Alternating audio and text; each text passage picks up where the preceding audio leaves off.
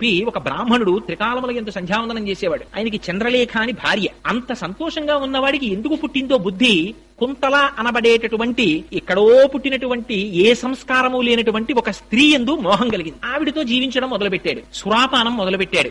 ఆఖరికి ఎంత దూరం వెళ్ళిపోయాడంటే మాంసభక్షణం చేయడం కూడా మొదలెట్టాడు. ఆవిడితో కలిసి కోయపల్లెల్లోకి వెళ్ళిపోయాడు. అటువంటి వాడు ఒకనాడు రాజు తన పరివారముతో కలిసి వెంకటాచల క్షేత్రానికి వెడుతుండగా చూసి వాళ్లతో పాటుగా బయలుదేరి వెళ్ళాడు. వెళ్లి వాళ్ళందరూ కూడా మొట్టమొదటి కపిలతీర్థానికి వెళ్లి అక్కడ పితృకార్యం చేశారు. ఈయన కూడా వాళ్లతో వెళ్లి పితృకార్యం చేసి మట్టి ముద్దలు తీసి పిండములుగా సమర్పించాడు. ఎందుకని తనకేమీ లేదు కనుక, తను ఏమి తింటున్నాడో దానితోనే పిండ ప్రదానం చేయాలి. అందుకని మట్టి ముద్దలతో పిండ ప్రదానం చేశాడు. వెంటనే ఆయన శరీరములకు ఉన్నటువంటి పాపరాశి ధ్వంసమైంది. తరువాత వెంకటాచల పర్వత సానువులనెక్కి పైకెక్కాడు. అక్కడికెక్కి స్వామి పుష్కరిణిలో స్నానం చెయ్యగానే బ్రహ్మాది దేవతలు ప్రత్యక్షమై నీకు భవిష్యత్తులో నువ్వు ఆకాశరాజుగా జన్మిస్తావు, నీకు జన్మించినటువంటి కుమార్తె పద్మావతి వెంకటాచలపతికి భార్య అవుతుందని